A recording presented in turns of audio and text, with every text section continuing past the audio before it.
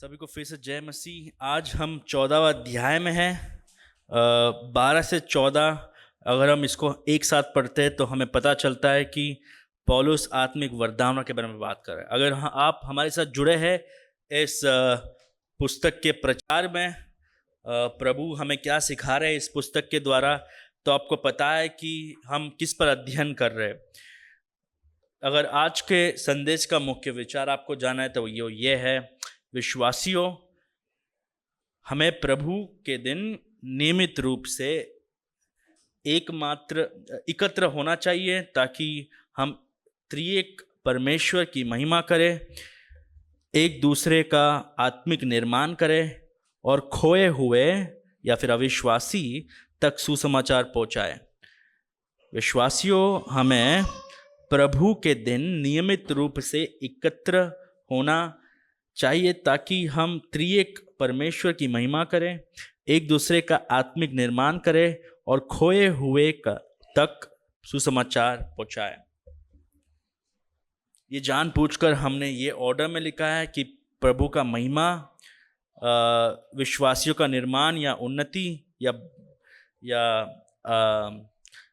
यीशु मसीह में बढ़ना और खोए हुए तक सुसमाचार पहुंचना। सामूहिक आराधना जो है, ये ऐसा समय है या फिर एक ऐसा दिन है जहाँ पर प्रभु उनके लोगों के साथ मिलता है। जब प्रभु का शरीर इकट्ठा होता है, कलीसिया जब इकट्ठा होता है, तो हम हमारे त्रिएक परमेश्वर की आराधना कर रहे हैं। और पहला चीज, हम हमारे त्रिएक परमेश्वर का आराधना कर रहे हैं। दूसरा चीज, हम दूसरों की उन्नति के लिए गाना गा रहे हैं, वचन का प्रचार हो रहा है और वचन को पढ़ रहे हैं और हम प्रार्थना कर रहे हैं, प्रभु बोझ में हाथ डाल रहे हैं। ये दूसरों के उन्नति के लिए किया जाता है। और तीसरा चीज, पहले हम प्रभु के महिमा के लिए इकट्ठा होते हैं, दूसरा दूसरों की उन्नति के लिए, विश्वासी की उन्नति के लिए, तीसरा जो है हम अविश्वासियों तक सुसमाचार पहुंचाने के लिए इकट्ठा होते हैं। पहला कुरिन्थियोस 3 अध्याय 16वें वचन के अनुसार प्रभु जो है सामूहिक आराधना में अपना निवास रखते हैं। यह बहुत ही भयंकर चीज है कि आज प्रभु हमारे बीच है। हो सकता है प्रभु हमें दिखते नहीं होंगे, लेकिन प्रभु हमारे भीतर है, प्रभु हमारे बीच में है। इसलिए सामूहिक आराधना में अगर आप सो रहे हैं, अगर सामूहिक आराधना में अगर आप अपने ही धुन में हैं, सामूहिक आराधना में अगर आप प्रभु के वचन को नहीं सुन रहे, सामूहिक आराधना में अगर आपका बर्ताव जो है वो प्रभु को महिमा देने वाला जैसा नहीं है, आप जो है प्रभु को महिमा नहीं दे पा रहे हो। इसलिए हम ये कहते हैं कि सामूहिक आराधना के समय हम और कोई चीज नहीं करना चाहिए, क्योंकि प्रभु का निवास हमारे बीच में है। प्रभु जैसे इस्राएल से बात कर रहे थे, प्रभु जैसे उनके बीच में थे, प्रभु आज हमारे बीच में है। जब हम इकट्ठा हो रहे, प्रभु हमारे बीच में है। तो अगर हम लोग अपवित्र जीवन के द्वारा आ रहे हैं तो प्रभु का निवास जो है उसको हम श्रेय नहीं दे रहे, प्रभु का निवास को पहचान नहीं है। और प्रभु जो है अपवित्र लोगों के बीच में नहीं रहता है।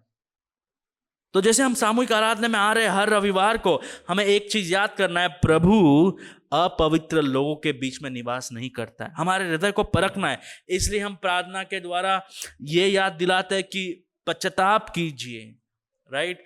इसलिए हम सामूहिक आराधना में ये बताते हैं कि सुसमाचार को फिर से याद कीजिए। क्यों? प्रभु जो है अविश्वासियों या फिर प्रभु जो है अपवित्र लोगों के बीच में निवास नहीं करता है। अगर मेरा बर्ताव सही नहीं है, अगर मेरा हृदय सही नहीं है, तो प्रभु मेरे द्वारा काम नहीं करेगा। इसलिए क्योंकि प्रभु हमारे बीच में निवास करता है, पहले कुरिन्थियोस 3 अध्याय 16 वचन के अनुसार जो कुछ हम प्रभु के दिन कर रहे हैं वो प्रभु को मायने रखता है, प्रभु उसके बारे में कदर लेते हैं। तो प्रभु हमारे बीच में है और प्रभु इससे लेन देन रखते हैं कि प्रभु का दिन हम क्या कर रहे हैं। इसलिए हमारे पास कोई ऐसा लाइसेंस नहीं है जिसके द्वारा हम कुछ भी कर सकते हैं। प्रभु का दिन जो है उसमें क्या किया जाना चाहिए, कौन प्रचार करना चाहिए, कौन प्रार्थना करना चाहिए, वो भी हमें प्रभु का वचन बताता है। इसलिए हमारे पास ऐसा कोई फ्रीडम नहीं है, स्वतंत्रता नहीं है कि हम खोज में रहे कि प्रभु के दिन क्या करें। नहीं, प्रभु का दिन वही करना चाहिए जो प्रभु ने कहा है। कई लोग को ऐसा लगता है कि प्रभु का दिन हम कुछ भी कर सकते हैं, इसलिए वो लोग जो है वो लोग नए नए आइडियाज का उत्पादन करते हैं। वो लोग इसलिए ये सोचते हैं कि अच्छा अगले रविवार को क्या करें, अच्छा उससे अगले रविवार को क्या करें, अच्छा आज कैसे लोगों को हंसाए, अच्छा आज कैसे हम लोगों को आकर्षित करें। नहीं, ये भ्रष्ट चीज है, बेकार चीज है, ये प्रभु के सामने पाप है।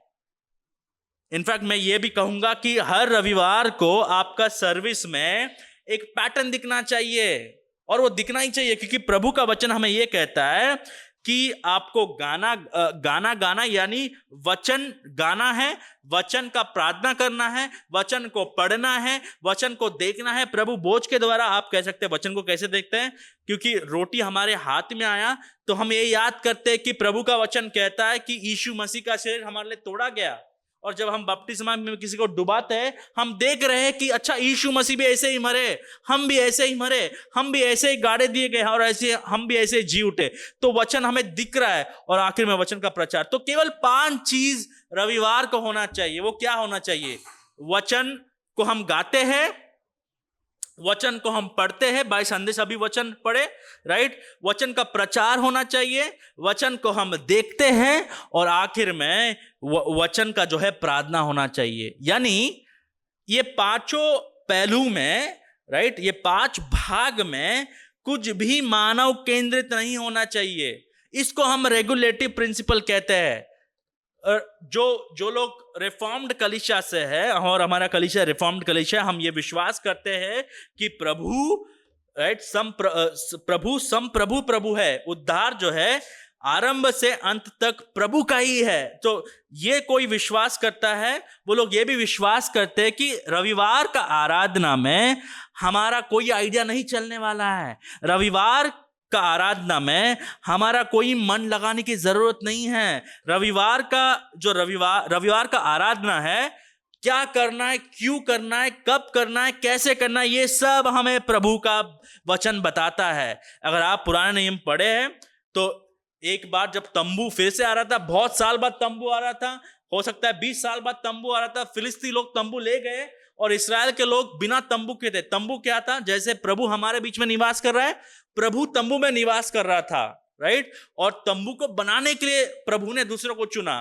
तंबू का जो साइज कितना होना चाहिए वो सब प्रभु ने बताया। यानी प्रभु जो है तंबू के बारे में भी ध्यान दे रहे। और जब तंबू आ रहा था, एक दिन जब तंबू फिर से यरूशलेम में आ रहा था, तो ऊजा नाम का व्यक्ति जो है, जब तंबू नीचे गिर रहा था, ऊजा नाम का व्यक्ति जो है उसको ऐसा था कि तंबू नीचे गिर रहा है, यानी प्रभु नीचे गिर रहे, तो वो तंबू को पकड़ लिया और वही का वही प्रभु ने उसको मार डाला। क्यों मारा?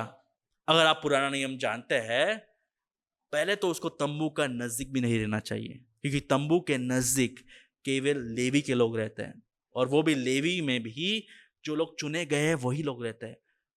ये तो बात की बात है कि तंबू गिर रहा है और आप पकड़ेंगे, आप उतने नजदीक क्यों थे? प्रभु जो है अपनी आराधना से यही एक्सपेक्टेशन रखते हैं। और पुराना नियम में अगर आप देखते हैं तो आरोन के 2 पुत्र जो है वो जो है आग ला रहे थे बलि चढ़ाने के लिए, और प्रभु ने जो आग नहीं लाने बोला, यानी प्रभु ने जो आग लाने बोला, इनको लगा कि हम कुछ नया करते, प्रभु को और प्रसन्न करते। इन्होंने ऐसा आग बलि दिया जो प्रभु ने अलाउ नहीं किया, जो प्रभु का वचन के खिलाफ है। हो सकता है आग बेहतर है, हिब्रू में वो अगर शब्द देखेंगे अनऑथराइज, यानी जो प्रभु के वचन के खिलाफ है, जो प्रभु ने अथॉरिटी नहीं दिया, वैसे आग डाल दिया। प्रभु ने बलि को नहीं खाया, आग ने इनको खा लिया। तो हमें दिख रहा है कि पुराने नियम, नया नियम, कुरिन्थ के पुस्तक में प्रभु जो है अपनी आराधना के बारे में कदर करते हैं। इसलिए पौलुस जो है 12 से 14 तक फिर से ये याद दिलाता है, प्रभु की सामूहिक आराधना में प्रभु का वचन के अनुसार हमें आराधना करना चाहिए। तो रविवार को क्या होना चाहिए? रविवार को केवल 5 चीज होना चाहिए, बस केवल 5 चीज। वचन का प्रचार, वचन को पढ़ना, वचन को देखना, वचन का प्रार्थना करना और वचन को गाना। सभी भागों में केवल वचन ही वचन, वचन ही वचन। इसको हम कहते हैं आराधना। इसलिए हमको ना कुछ इन्वेंट करना है, हमको ना कुछ मैन्युफैक्चर करना है, हमको केवल वचन पढ़ना है और उसकी आराधना करना है। हमें हर हफ्ते ये सोच लेके नहीं आना है कि ये हफ्ता हम प्रभु को कैसे प्रसन्न करें। आप प्रभु को कैसे प्रसन्न करेंगे? उसके वचन के द्वारा, आराधना करने के द्वारा। हमारे सर पर यह बोझ नहीं है ये प्रभु को कैसे प्रसन्न करे। अगर आप वचन के अनुसार आराधना करते हो तो प्रभु प्रसन्न होता है। और जो कलीसिया में वचन केंद्रित आराधना नहीं होता है, यानी a church that does not worship by book is not glorifying God, यानी बहुत ही साधारण है, बहुत ही सिंपल है, इसमें हमें सर फोड़ने की जरूरत नहीं। आराधना कैसी होनी चाहिए? उसके पुस्तक के द्वारा, बाइबल के द्वारा, वचन के द्वारा। वचन केंद्रित आराधना प्रभु को महिमा देता है। 12 से 14 तक पौलुस यही बताता है। 12वां अध्याय में पौलुस ये बता रहा है कि हर एक विश्वासियों को कम से कम एक आत्मिक वरदान दिया है। क्यों दिया है? ताकि कलीसिया की बढ़ोतरी हो। और प्रभु ने ये अपने मन से, अपनी इच्छा से, अपनी संप्रभुता से यह आत्मिक वरदान दिया। इसलिए आपको कंप्लेन नहीं करना है, आपको यह नहीं कहना है कि प्रभु आपने हमें यह वरदान क्यों दिया। क्या आपको ऐसा लगता है कि हम केवल बिल्डिंग को साफ करने वाला है? क्या आपको ऐसा लगता है कि हम केवल खाने परसोंगे? प्रभु आपने हमें ऐसा वरदान क्यों दिया? इसलिए पौलुस कहता है कोई कंप्लेन नहीं होना चाहिए, कोई कंफ्यूजन भी नहीं होना चाहिए। और प्रभु ने आत्मिक वरदान सबको एक जैसा नहीं दिया है। तो पहला चीज, सभी को आत्मिक वरदान, लगभग एक आत्मिक वरदान। अगर आप एक विश्वासी है, आपको आत्मिक वरदान दिया है प्रभु ने, आपके लिए नहीं, प्रभु के कलीसिया के लिए। दूसरा चीज, प्रभु ने अपनी संप्रभुता से दिया, यानी आप प्रभु मत बनिए, आप प्रभु को मत बताइए ये आत्मिक वरदान क्यों दिया है हमें। नहीं, प्रभु प्रभु है, वो सर्वज्ञानी है और वो अपने ज्ञान से दिया आपको। तीसरा चीज, 12वां अध्याय में पौलुस ये सिखाता है कि सबको एक जैसा वरदान नहीं दिया है। तो इसका मतलब कलीसिया में अलग अलग वरदान है। हमें एक दूसरे को देख के ये नहीं कहना है कि हमारे पास वो आत्मिक वरदान क्यों नहीं है। वो इसलिए क्योंकि प्रभु नहीं चाहते आपके पास वो आत्मिक वरदान रहे। आखिरी चीज, 12वां अध्याय में पौलुस ये कहता है कि ये आत्मिक वरदान बहुतों के अच्छाई के लिए, कलीसिया के अच्छाई के लिए दिया। यानी मेरा आत्मिक वरदान मेरे खुद के बढ़ोतरी के लिए नहीं इस्तेमाल करना चाहिए, कलीसिया के बढ़ोतरी के लिए।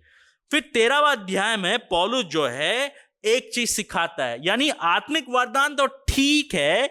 देखिए 13वां अध्याय कैसे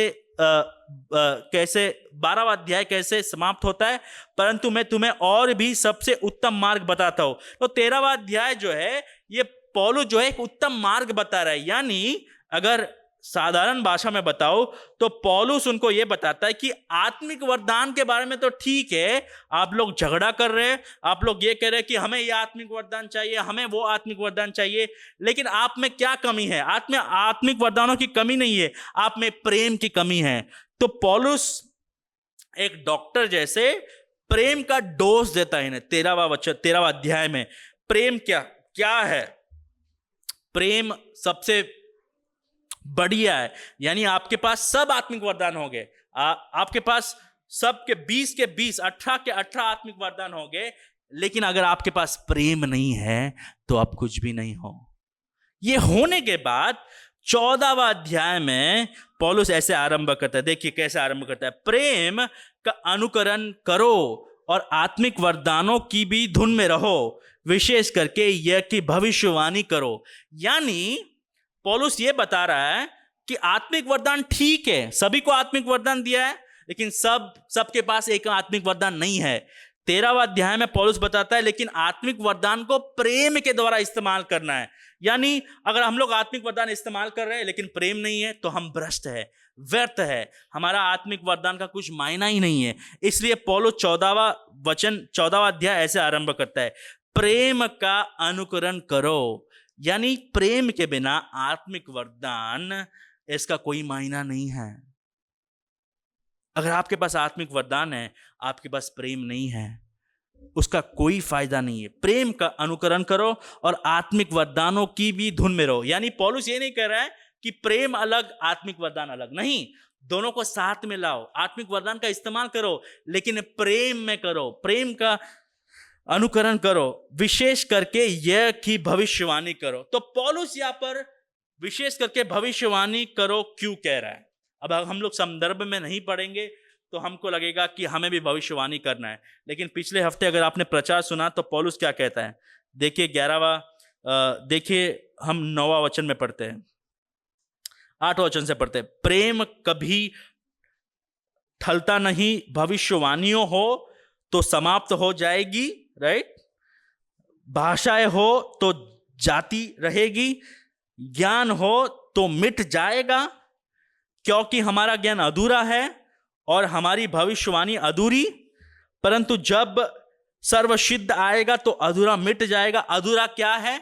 जब भविष्यवाणी होता था पुराने नियम, पहले शताब्दी में, जब बाइबल पूरी तरह से दिया नहीं गया था, तो प्रभु धीरे धीरे करके लोगों के द्वारा, भविष्य वक्ता के द्वारा बात करते थे, बराबर। तो ये अधूरा ज्ञान है, उनके पास पूरा बाइबल नहीं है। लेकिन जब सर्वशुद्ध आ गया, यानी परमेश्वर के वचन का पूरा ज्ञान आ गया, पहले शताब्दी में ये वचन का पूरा ज्ञान आ गया, उसके बाद मैं ये विश्वास करता हूं, वचन कहता है कि भविष्यवाणी चला गया, क्योंकि परमेश्वर अभी भविष्यवाणी के द्वारा नहीं बात कर रहा है, क्योंकि सर्वशुद्ध आ गया है, बाइबल समाप्त हो गया है। प्रभु जो वचन देना चाहते थे वो दे दिए हैं, 1600 साल तक देते रहे। जब आखिरी प्रेरित का मृत्यु हो गया, प्रभु बात करना छोड़ दिए, क्योंकि पूरा ज्ञान आ गया, और ये ज्ञान हमें सिद्ध बनाने के लिए काफी है, सफिशिएंट।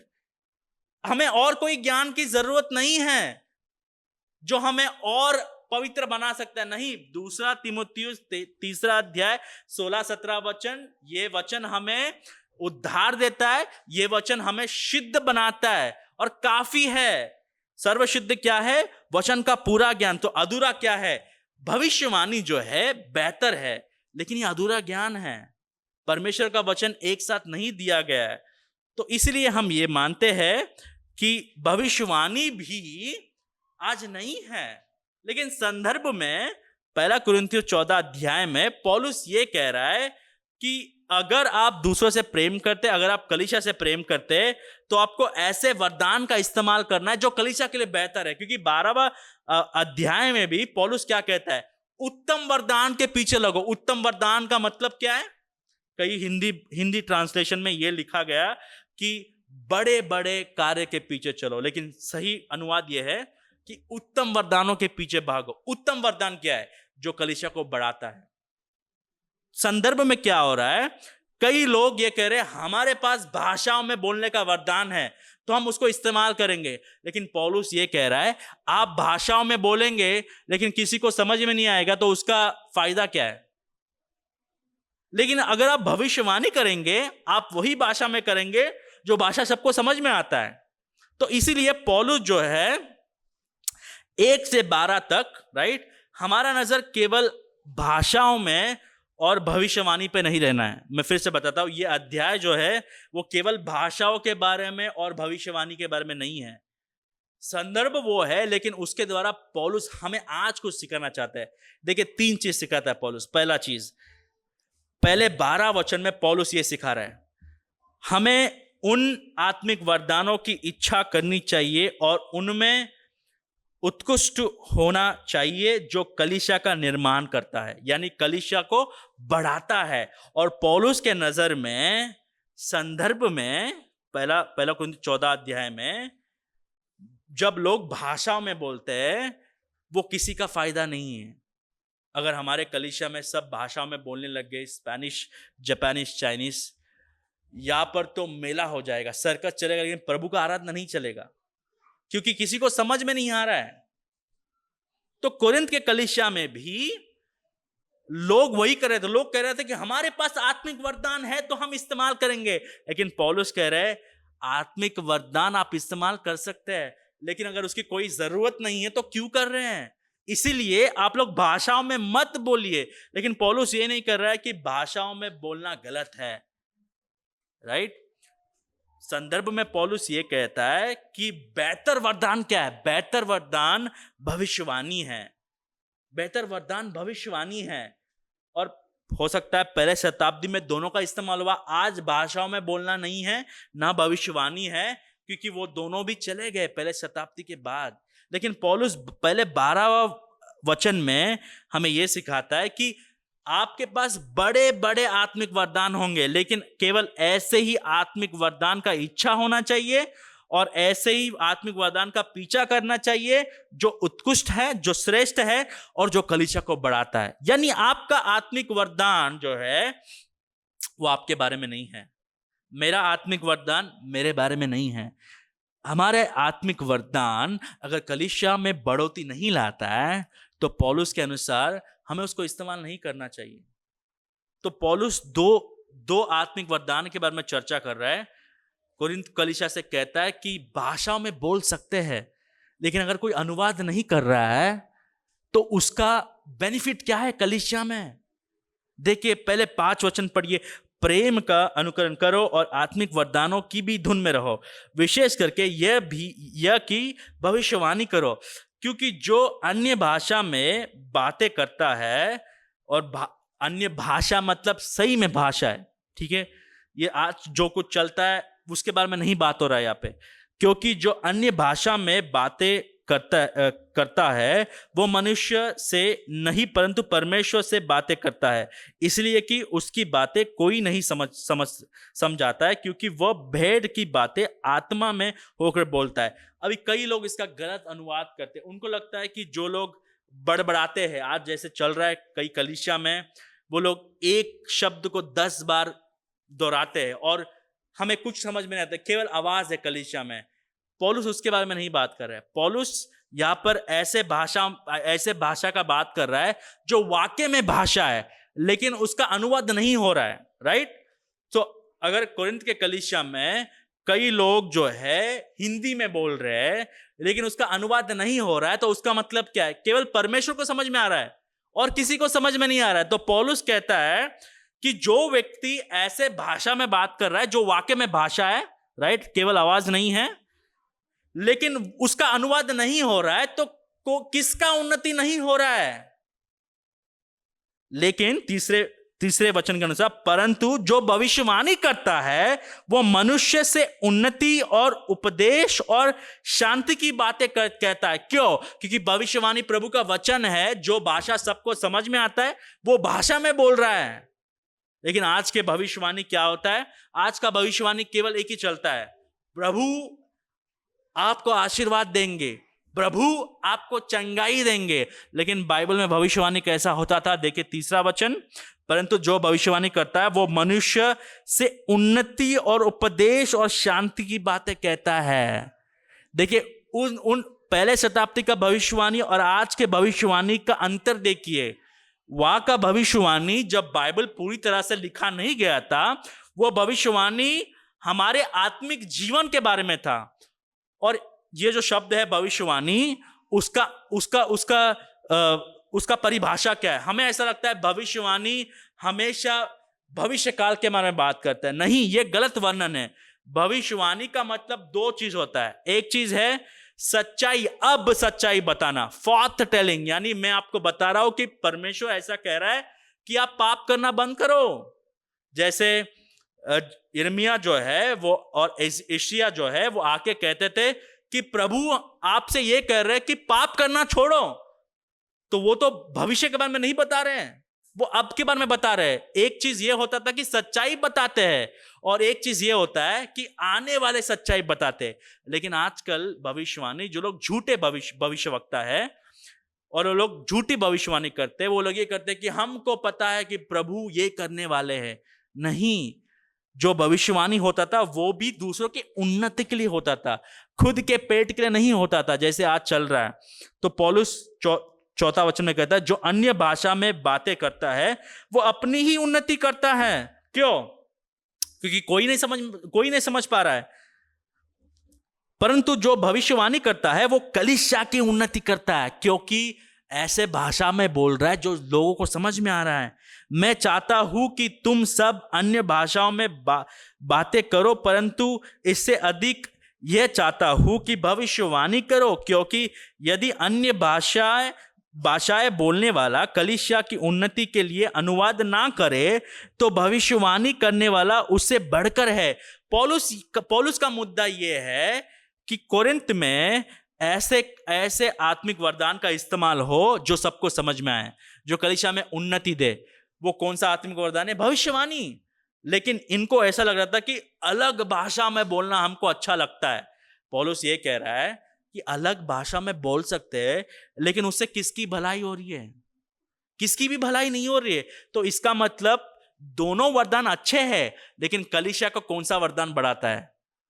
भविष्यवाणी। तो पहले 5 वचन में पौलुस ये कहता है कि कलीसिया को जो वरदान बढ़ाता है वो भविष्यवाणी है। 6 वचन में पौलुस उनको समझाता है, एक प्रश्न पूछता है। देखिए, इसलिए है भाइयों, यदि मैं तुम्हारे पास आकर अन्य भाषाओं में बातें करूं और प्रकाश या ज्ञान या भविष्यवाणी या उपदेश की बातें तुमसे ना कहूं तो मुझसे तुम्हें क्या लाभ होगा?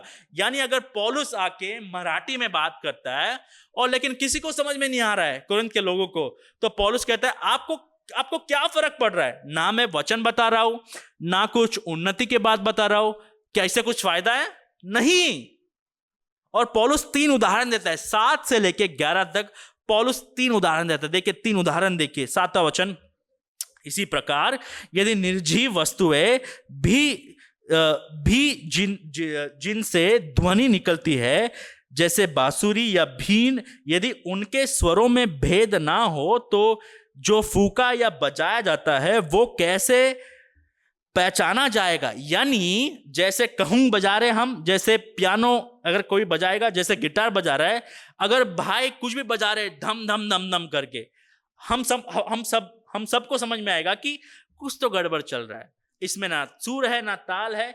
यानी निर्जीव चीजों का भी एक अर्थ है, वो ध्वनि का भी एक अर्थ है, लेकिन आजकल जो भाषाओं में बोलते हैं उसका अर्थ है ही नहीं। तो पहला उदाहरण वो है कि जो बोल रहे हैं उसका कोई अर्थ होना चाहिए, जैसे निर्जीव चीजों में भी अर्थ है। दूसरा उदाहरण देखिए 8वां वचन, और यदि तुरही का शब्द साफ ना हो तो कौन लड़ाई के लिए तैयारी करेगा? अगर आप पुराना नियम देख रहे हैं तो तुरही भी, ट्रम्पेट भी बजाने का एक तरीका होता है। अगर सबको इकट्ठा करना है कुछ संदेश देने के लिए तो एक जैसा तुरही बजाएंगे। अगर कुछ इमरजेंसी है, अगर शत्रु लोग आ गए तो एक जैसा बजाएगा। यानी तुरही का बजाने का भी अर्थ है। और तीसरा उदाहरण देखिए, पौलुस क्या कहता है, ऐसा ही तुम भी यदि जीभ से साफ साफ बातें ना कहो तो जो कुछ कहा जाता है वो कैसे समझ जाएगा? तुम तो हवा से बात करने वाले ठहराए गए। 10वां वचन में पौलुस तीसरा उदाहरण देता है, जगत में कितने ही प्रकार की भाषाएं क्यों ना हो, परंतु उनमें से कोई भी बिना अर्थ की ना होगी। इसीलिए यदि मैं किसी भाषा का अर्थ ना समझूं तो बोलने वाले की दृष्टि में परदेशी ठहरूंगा और बोलने वाला मेरे दृष्टि में परदेशी ठहरेगा। तो तीसरा उदाहरण यह है कि पहला तो निर्जीव चीजों का ध्वनि का अर्थ है, दूसरा तुरही का अर्थ है, और तीसरा जगत में बहुत सारे भाषा है, जैसे कि तमिल है, तेलुगु है, इंग्लिश है, मराठी है, मलयालम है, आप जाए तो उर्दू है, अरबी लैंग्वेज है, हिब्रू है, यूनानी भाषा है। ये सब के बोल अलग है, लेकिन हमें ऐसा लगता होगा कि ये क्या बोल रहा है, ये बड़बड़ा रहा है। जैसे कि बाइबल कॉलेज में बहुत सारे लोग नॉर्थ ईस्ट से आते हैं, तो उनके गांव का भी एक लैंग्वेज है, उनका राष्ट्र का एक लैंग्वेज है, उनका ट्राइब का एक लैंग्वेज है, उनके गांव का भी एक लैंग्वेज है। तो ऐसा कोई भी भाषा नहीं है कि वो शब्दों का और वो स्वर का कोई अर्थ नहीं है। तो पौलुस क्या कह रहा है? पौलुस एक चीज कह रहा है कि सामूहिक आराधना में ऐसा कुछ भी नहीं होना चाहिए कि दूसरों को ना समझे। अगर मेरा प्रचार अंग्रेजी में हो रहा है, थोड़े लोगों को समझ में नहीं आएगा, तो उसका उसका उसका अर्थ क्या है? उसका कोई फायदा नहीं है। और नया कलीसिया स्थापना करने का एक उद्देश्य भी यही है कि हिंदी और अंग्रेजी कलीसिया में थोड़े लोग ऐसे लोग थे जो अंग्रेजी में प्रार्थना सुन रहे, अंग्रेजी में गाना सुन रहे, लेकिन उनको कुछ समझ में नहीं आ रहा। इसका लाभ क्या है? जब हम नया कलीसिया का स्थापना करने लगे तो लोगों को लगा कि हम एक साथ में हैं, हम तो है कितने साल से साथ में हैं, लेकिन ये प्रश्न का कोई जवाब नहीं दे पा रहा था कि जो लोग अंग्रेजी नहीं समझ पाएंगे और प्रार्थना अगर केवल अंग्रेजी में होगा तो आमेन कैसे कहेंगे?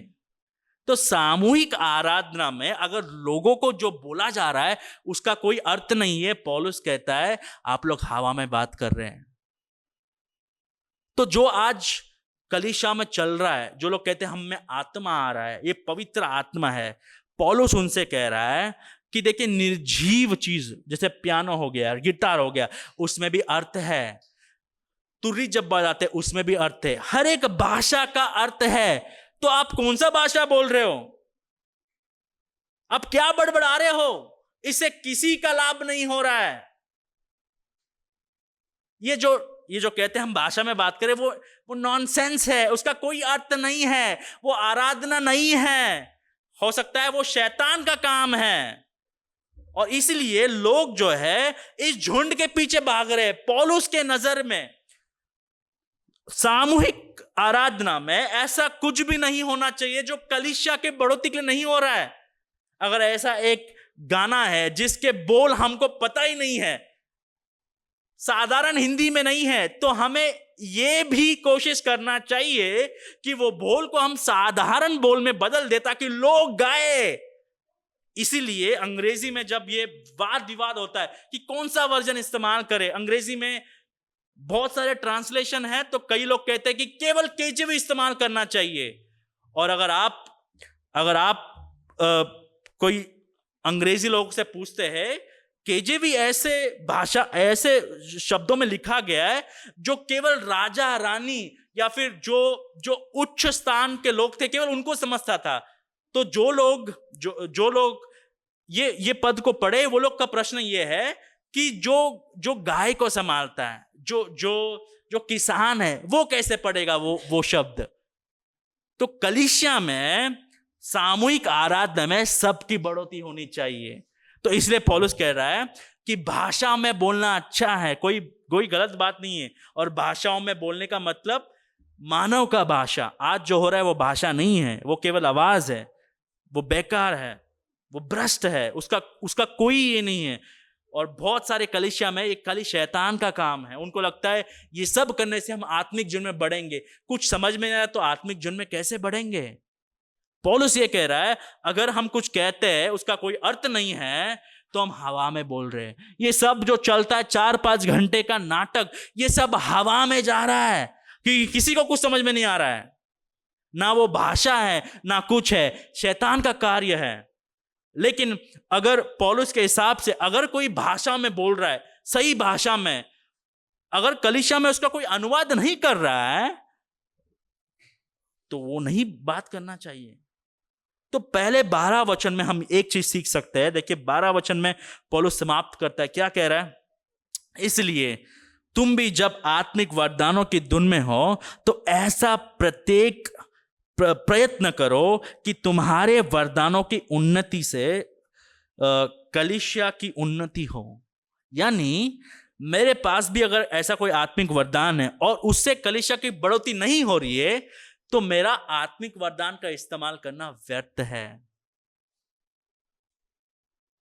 हमारे आत्मिक वरदानों का उद्देश्य ये नहीं कि हम कितने अच्छे दिखे। हमारे आत्मिक वरदानों का उद्देश्य ये नहीं कि हम आत्मिक जीवन में कितने बड़े। हमारा आत्मिक वरदान हमारे बारे में नहीं है भाइयों और बहनों। पौलुस कहता है अगर तुम्हारा आत्मिक वरदान कलीसिया के बढ़ोतरी को आगे नहीं देता है तो अपना आत्मिक वरदान इस्तेमाल करना बंद कीजिए। तो कौन से आत्मिक वरदानों की खोज में रहे? केवल वही आत्मिक वरदान जो कलीसिया के लिए उन्नति देता है। इसलिए हम जो सर्विस बनाते हैं, हम लोग ऐसा कुछ भी कलीसिया में नहीं रखते हैं जो एक पर्सनल परफॉर्मेंस है, राइट। इसलिए हमारे कलीसिया में ये कल्चर ही नहीं है स्पेशल नंबर का। क्यों? क्योंकि मुझे ये बताइए मुझे स्पेशल नंबर कलीसिया में कैसे उन्नति लाता है? क्वायर गा रहा है, हम सब गा रहे हैं, उसके द्वारा उन्नति आ रहा है। स्पेशल नंबर स्पेशल उन्नति नहीं लाता है। बहुत बार स्पेशल नंबर उनके बीच में और प्रभु के बीच में चलता है, वो लोग ही परफॉर्म करते रहते नहीं। कलीसिया में कई लोग गाने चला रहे हैं, उनको चलाने दीजिए, कलीसिया का उन्नति हो रहा है। एक व्यक्ति को कभी श्रेय नहीं मिलना चाहिए। बहुत बार कोरिन्थ के कलीसिया में ऐसे होता, कई लोग कह रहे थे कि हम क्यों भाषा में नहीं बोले। पौलुस कह रहा है भाषा में बोलो, लेकिन अगर कोई अनुवाद नहीं कर रहा है उसका अर्थ क्या है? तो हम ये सीख सकते हैं कि ऐसे बेहतर वरदान हमारे पास होंगे, लेकिन अगर कलीसिया का बढ़ोतरी नहीं हो रहा है तो वरदान भी व्यर्थ है। वरदान बुरा नहीं है, लेकिन उसका इस्तेमाल इतना बढ़ोतरी नहीं दे रहा है कलीसिया। तो पहले 12वां वचन में हम ये सीख सकते हैं कि हमें आत्मिक वरदानों की इच्छा करनी चाहिए और उनमें उत्कृष्ट होना चाहिए, जो कलीसिया का निर्माण करता है, जो कलीसिया को आगे बढ़ाता है। इसलिए अगर आपको पता है ये रविवार को जो हो रहा है इसका प्लानिंग होता है। ये प्लानिंग क्यों हो रहा है? कि हम पवित्र आत्मा में विश्वास नहीं करते? कई लोग का ये मानना है कि नहीं आप रविवार को आ जाइए और पवित्र आत्मा आपको बताएगा क्या करने वाला है। क्यों मंडे से सैटरडे पवित्र आत्मा किधर जाता है? केवल रविवार को पवित्र आत्मा आ रहा है। कई लोग तो ये भी कहते हैं कि पास्टर जी आप प्रचार जो है अपने बुद्धि पर मत बनाइए, रविवार को आइए और डायरेक्टली पवित्र आत्मा आपको वचन देगा। क्यों सोमवार से शनिवार तक कहा जा रहा है पवित्र आत्मा? ये मूर्खता है, ये मानव ज्ञान है। पवित्र आत्मा जो है वो परमेश्वर है, एक शक्ति नहीं है, वो हमें निवास करता है। सोमवार से शनिवार तक, रविवार तक पवित्र आत्मा काम करते रह रहा है। इसलिए हम जब तैयारी करते, प्रार्थना कौन करेगा, कौन सा वचन से करेगा? क्यों वचन भी हम सोच के रखते हैं ताकि ये वचन पढ़ने के द्वारा लोग वचन केंद्रित बने। जैसे आज हमने प्रेरितों का काम 4 अध्याय 12 वचन सीखा, वो वचन हमारे मन में है कि उद्धार किसी में नहीं है, केवल यीशु मसीह में है। जब लोग वचन पढ़ रहे हैं, हो सकता है वचन के द्वारा किसी को उद्धार मिले। जब वचन केंद्रित आराधना होता है, लोग बदलते हैं, लोग यीशु मसीह के करीब आते हैं।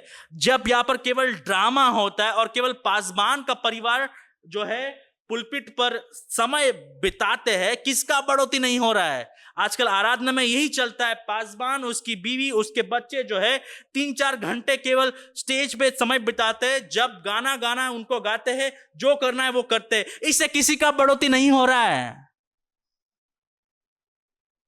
कलीसिया में केवल ऐसा ही आत्मिक वरदान का इस्तेमाल करना चाहिए जो कलीसिया में बढ़ोतरी लाता है, जो खुद को श्रेय नहीं देता है। ये हमारे बारे में नहीं है, आपके बारे में नहीं है, ये कलीसिया के बारे में है। 13 से 19 तक पौलुस दूसरा चीज कहता है, सामूहिक आराधना का उद्देश्य सदैव शरीर यानी कलीसिया का आत्मिक लाभ होता है, ना कि व्यक्तिगत लाभ। आपने पहले 13 वचन में सीख लिया कि भाषाओं में बोलना बिना इंटरप्रेट करे या फिर बिना अनुवाद किए गए उसका कोई लाभ नहीं है, क्योंकि कोई समझ में नहीं आ रहा है। इसलिए पौलुस अभी 13 से 19 तक दूसरा मुद्दा कहता है, सामूहिक आराधना का उद्देश्य सदैव शरीर कलीसिया का आत्मिक लाभ होता है, ना कि व्यक्तिगत लाभ। 13 से 19 तक किस कारण कि भविष्यवाणी बेहतर है, क्योंकि सब समझ पाएंगे, और भाषाओं में बोलना ऐसे भाषाओं में जो सबको नहीं समझ में आएगा, उससे कुछ उन्नति नहीं होगा। इसलिए इस कारण जो अन्य भाषा बोले वो प्रार्थना करे कि उसका अनुवाद भी कर सके। लेकिन आजकल जो कलीसिया में चल रहा है, ये कोई पूछता ही नहीं है। उनको लगता है कि प्रभु जो है हमसे बात कर रहे हैं और हम प्रभु से बात कर रहे हैं। लेकिन पौलुस कहता है अगर वाक्य में आज अन्य भाषा है तो हम उसको अनुवाद करना चाहिए, राइट? क्योंकि अन्य भाषा क्या है? अन्य भाषा एक ऐसा मानव भाषा है जो आप नहीं जानते हैं, लेकिन पवित्र आत्मा आपको उस वक्त वो भाषा दे देता है। अन्य भाषा जो है ये केवल साउंड नहीं है, ये केवल ध्वनि नहीं है, ये केवल बर जो करते वो नहीं है अन्य भाषा।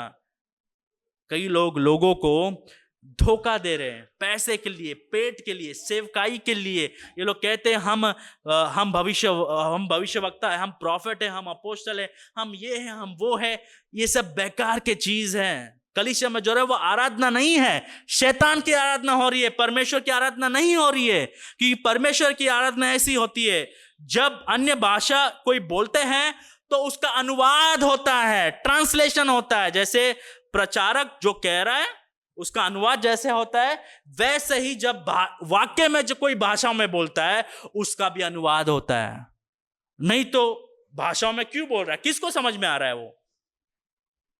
13 वचन, इस कारण जो अन्य भाषा बोले वो प्रार्थना करे कि उसका अनुवाद भी कर सके। इसलिए यदि मैं अन्य भाषा में प्रार्थना करूं तो मेरी आत्मा प्रार्थना करती है, परंतु मेरी बुद्धि काम नहीं देती। यानी जो लोग कहते हैं हम अन्य भाषा में बोल रहे हैं, पौलुस ये प्रश्न पूछ रहा है कि अन्य भाषा का अनुवाद नहीं हो तो आपको कैसे समझ में आएगा? तो इसलिए जब प्रभु ने यह वरदान दिया था पहले शताब्दी में, जब कलीसिया नया था, प्रभु ने एक और वरदान दिया। जो अन्य भाषा बोलता है कलीसिया में, वही कलीसिया में किसी के पास भाषा को ट्रांसलेट करना या फिर अनुवाद करने का भी आत्मिक वरदान था।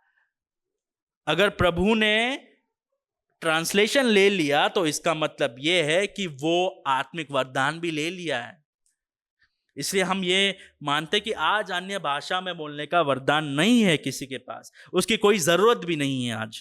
क्योंकि जब हम अपने आत्मिक वरदान इस्तेमाल करते हैं उससे कलीसिया की बढ़ोतरी हो रही है।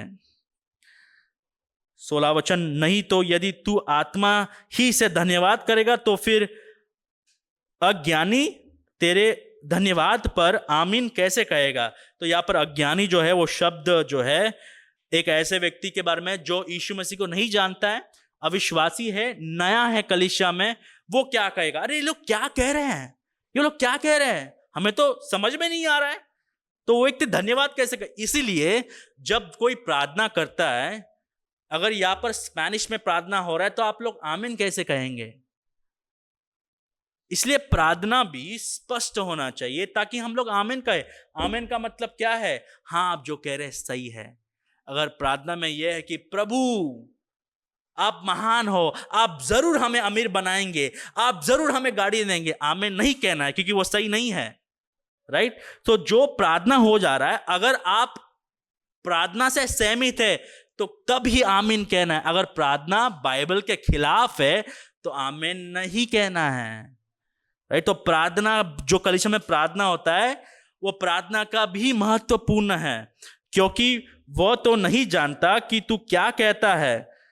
तू तो भली बाती धन्यवाद करता है, परंतु दूसरों की उन्नति नहीं होती। फिर से पौलुस ये कह रहा है कि भाषाओं में बोलना अच्छा है, लेकिन दूसरे लोग नहीं समझ पा रहे हैं, इसीलिए वो लोग आमीन कैसे कहेंगे? वो लोग कैसे समझेंगे आप क्या कह रहे हैं? 18 वचन, मैं अपने परमेश्वर का धन्यवाद करता हूं कि मैं तुम सबसे अधिक अन्य भाषाओं में बोलता हूं, परंतु कलीसिया में अन्य भाषा में 10,000 बातें कहने से यह मुझे और भी अच्छा जान पड़ता है कि दूसरों को सिखाने के लिए बुद्धि से 5 ही बातें कहूं। सर्विस कितना बड़ा है उससे कुछ लेन देन नहीं है। अगर हम बेकार की चीज बढ़ रहे हैं सर्विस में और उससे किसी का उन्नति नहीं हो रहा है तो इससे प्रभु को महिमा नहीं मिल रहा है। पौलुस ये कहता है अन्य भाषा जो है वो प्रभु इस्तेमाल किए थोड़े समय के लिए, और अन्य भाषा जो है वो अविश्वासी लोग के लिए, लेकिन जब इकट्ठा होते हैं, पौलुस ये कहता है जो दूसरे को समझ में आना चाहिए वही हमें कहना चाहिए। इसलिए पौलुस जो है ये कह रहा है कि इसीलिए ऐसे आत्मिक वरदान का इस्तेमाल कीजिए जो व्यक्तिगत लाभ के लिए नहीं।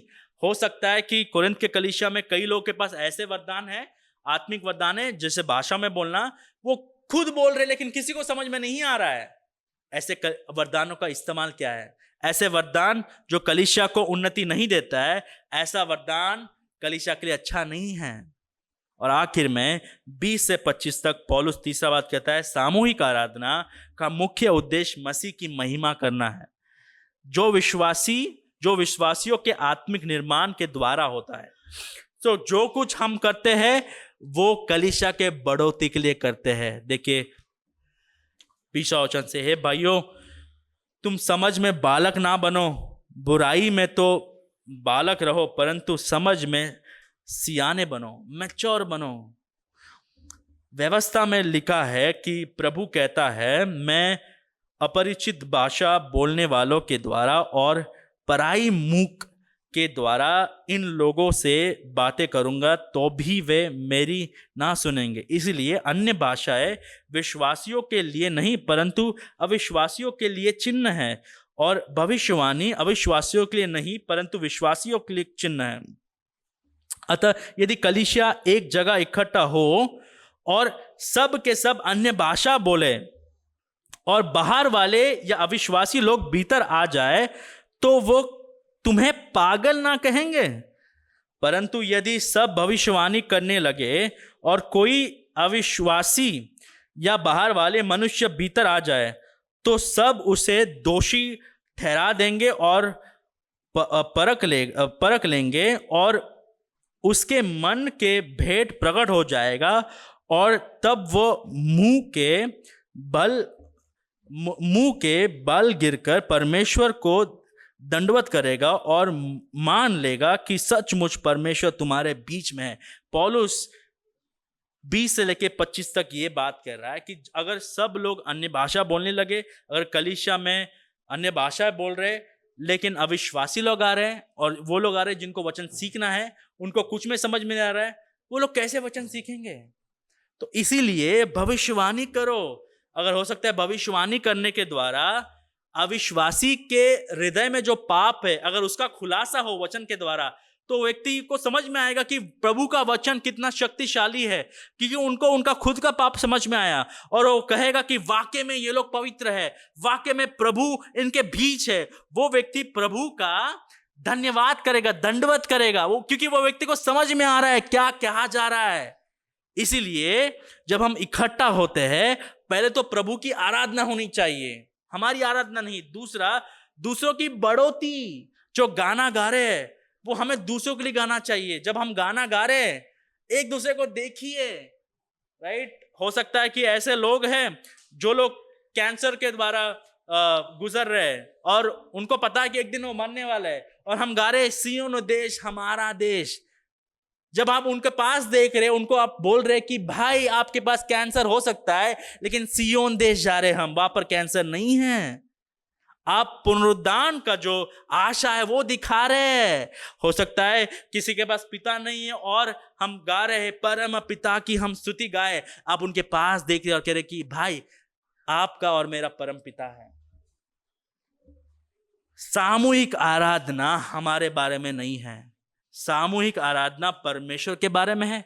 सामूहिक आराधना कलीसिया के बढ़ोतरी के बारे में है, और सामूहिक आराधना अविश्वासी लोग जब आते हैं उनका उद्धार के लिए। हमको इसको बदलना नहीं है। हमको पहले अविश्वासियों को नहीं देना है वचन, नहीं, पहले परमेश्वर की आराधना होनी चाहिए, फिर बाद में अविश्वासियों की बढ़ोतरी होनी चाहिए। और जब ये दोनों चीज हो रहा है, अविश्वासी लोग आएंगे, वचन सुनेंगे, उद्धार पाएंगे। जब हम इकट्ठा होते हैं हर रविवार को, हमारा आत्मिक वरदान हमारे बारे में नहीं है भाई और बहनों। ये समय जब इकट्ठा हो रहे, प्रभु का निवास है। जो कुछ हम कर रहे हैं उसका अर्थ होना चाहिए। इसलिए यहाँ पर जो कुछ हम कर रहे हैं वो आपको लगता होगा कि हर रविवार को हम एक ही चीज कर रहे हैं, गाना गाते, वचन पढ़ते, वचन का प्रचार होता है। हाँ, क्योंकि प्रभु ने कहा ये करने के लिए। आपके पास और मेरे पास ये कोई अधिकार नहीं है रविवार के आराधना को बदलने के लिए। हो सकता है मदर्स डे, हो सकता है फादर्स डे, हो सकता है एक बड़ा व्यक्ति आ गए, लेकिन प्रभु का आराधना जैसे चलना चाहिए।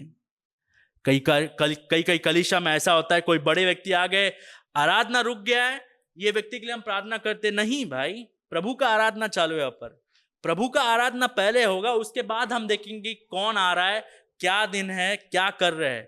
प्रभु का आराधना प्रभु के बारे में होना चाहिए। प्रभु का दिन प्रभु का है, हमारा नहीं है। मेरा ज्ञान दिखाने का दिन नहीं है कि पासवान कितना बेहतर प्रचार कर रहा है, हाँ भाई कितने बेहतर गा रहे हैं, अरे भाई कितना ज्यादा दे रहे हैं। नहीं, प्रभु का दिन प्रभु का है। कोरिन्थ के कलीसिया को पौलुस यही बता रहा है, अपना आत्मिक वरदान में घमंड मत कीजिए। अपना आत्मिक वरदान अगर कलीसिया में बढ़ोतरी नहीं ला रहा है, ऐसे वरदान को इस्तेमाल भी मत कीजिए। हम क्या सीख सकते हैं प्रचार से? हम ये सीख सकते हैं, हमें दिए गए आत्मिक वरदान मसीह की देह कलीसिया के निर्माण के लिए है, हमारे लिए नहीं है। वो आत्मिक वरदान के वजह से हम बड़े बनते हैं ना हम छोटे बनते हैं, लेकिन अगर उसका गलत इस्तेमाल होता है तो हम प्रभु को महिमा नहीं देंगे, प्रभु प्रसन्न नहीं होता है। आइए हम आने वाले सप्ताह में हमारे आत्मिक वरदान का सही इस्तेमाल करें। अगर आप एक विश्वासी है, आपके पास आत्मिक वरदान है, तो प्रश्न यह है कि कलीसिया के बढ़ोतरी के लिए आप क्या कर रहे हैं? केवल आकर वो भी 3:30 बजे का सर्विस है, आप 4 बजे आएंगे और चले जाएंगे। इससे आप प्रभु को क्या दे रहे हैं? ना प्रभु की आराधना कर रहे हैं, ना कलीसिया के बढ़ोतरी के लिए कुछ कर रहे हैं। अगर आप एक सदस्य है तो आपको कलीसिया के प्रति योगदान देना है। आपके पास आत्मिक वरदान है, प्रभु इसका हिसाब लेने वाले हैं। तो प्रार्थना करते हैं कि हम कलीसिया के बढ़ोतरी के लिए हमारा आत्मिक वरदान इस्तेमाल करें। केवल आकर बैठ के जाना कलीसिया को कोई फायदा नहीं है। प्रभु आपसे आखिरी दिन ये प्रश्न पूछेंगे, अगर आप एक क्रिस्ती है, प्रभु ये पूछेंगे, मेरे कलीसिया के बढ़ोतरी के लिए आपने आपका आत्मिक वरदान कैसे इस्तेमाल किया? हो सकता है कई लोग ये पूछेंगे, अच्छा प्रभु आत्मिक वरदान भी होता है? अच्छा हमें नहीं पता था। क्योंकि हम ऐसे आत्मिक स्थिति में पड़े हैं कि हमें आत्मिक वरदान ही क्या है पता नहीं। आइए भाइयों और बहनों, हम वचन में बढ़ते हैं, हम आत्मिक वरदान को समझते हैं और प्रभु के लिए देते हैं, क्योंकि प्रभु ने हमारे लिए अपना जान दिया है। और प्रभु की सेवकाई करने के द्वारा हम प्रभु को धन्यवाद कहते हैं। और जब हम आत्मिक वरदान का इस्तेमाल करते हैं, यह हमें कलीसिया के निर्माण के लिए इस्तेमाल करना है, हमारे खुद के लिए नहीं। जो कोई हो रहा है रविवार को, यह प्रभु के महिमा के लिए है, यह दूसरों के बढ़ोतरी के लिए है, यह हमारे बारे में नहीं है। और यह कैसे पता चलेगा? 13वां अध्याय, प्रेम क्या है? प्रेम दूसरों के लिए त्याग देता है। 13वां अध्याय समझने के बाद 14वां अध्याय में हम आत्मिक वरदान दूसरों के बढ़ोतरी के लिए इस्तेमाल करेंगे।